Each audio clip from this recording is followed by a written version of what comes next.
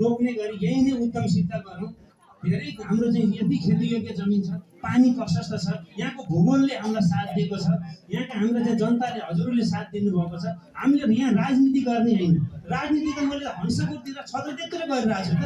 त्यताका मान्छेले त म 20 वर्षदेखि 6वटा चुनाव लडेँ त अहिलेसम्ममा, 6वटा चुनाव लड्दै आएको छु त। 24 वर्षमा जिल्ला कमिटी सदस्य लडेँ, महाधिवेशन प्रतिनिधि लडेँ, जिल्लाको सबैभन्दा म्यान अफ द इलेक्सन नै भएन, सभापति लडेँ, 11 भोटले चुनाव हारेँ, वडा अध्यक्ष लिएर वडा अध्यक्ष यहाँहरूले जिताउनु भयो।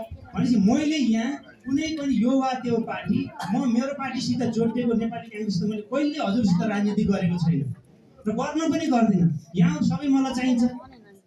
यहाँहरूको फेरि कस्तो छ भन्नुहुन्छ भने सबै चेलीबेटीहरू जोइहरूले चाहिँ मलाई चिन्नुहुन्छ, तर हजुरहरूले चिन्नुहुन्न। मैले गर्ने के हो, उहाँहरूले चिन्नुहुन्छ।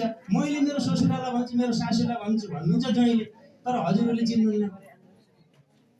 त्यसले गर्दाखेरि मैले केही त्यस्ता कमी कमजोरीहरू गरेको छु भने यहाँहरूले मलाई भन्नु पर्यो, यहाँहरूले मलाई चाहिँ सम्झाउनु पर्यो। तपाईँहरूकै भाइ भतिजो हो, म त टाढाको मान्छे होइन, यहीँ बसेको छु, यहीँ जन्मिएको, यहीँ हुर्किएको, 9 र 10 मैले सिद्धारा पढेँ, बाँकी त मैले यहीँ पढेको हुँ।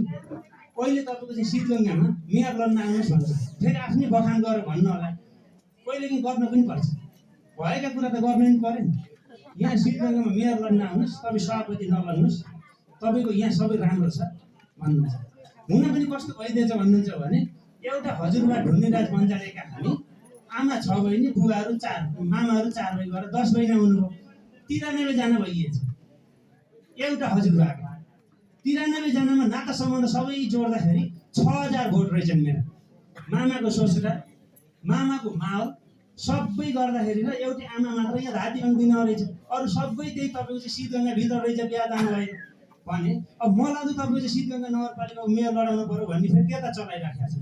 अन्त सभापति पनि छोड्ला भनेर पनि होला हुन्छ, सभापति मैले किन छोड्छु र, लडिरहेको मान्छे अहिले पनि फेरि त सो त मेरो फेरि हकको कुरा पनि भयो। दोस्रो भएको हिसाबले अहिले त सहयोग गर्नुहुन्छ भन्ने छ, डाक्टरहरू सबै लागिराख्नु भएको छ, कहिले बनाउनुहुन्छ भन्ने छ आशा।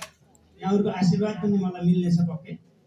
धेरै म राजनीतिकतिर नजडिकन फेरि राजनीतिक कुरा गरेर नभनिदिनु होला। आमा बुवासित, दाजुभाइ तपाईँसित राजनीतिक कुरा फेरि अलिअलि नगरी कसित गर्ने हो र मैले हजुरहरूसितै यो गर्ने। मैले यहाँहरूलाई चाहिँ वडा अध्यक्ष दाई भनेछौँ, सहकारीको अध्यक्ष भन्नु होला, होइन त्यस्तो।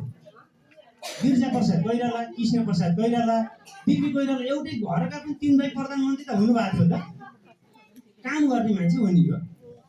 फेरि यो अहिले भनेसम्म अध्यक्ष बनाउनुहोस् मैले भन्दिनँ है, कोही गर्नुहुन्छ भने प्लिज मैले एकदम बिन्ती गरेर भनेको छु है, भनेसम्म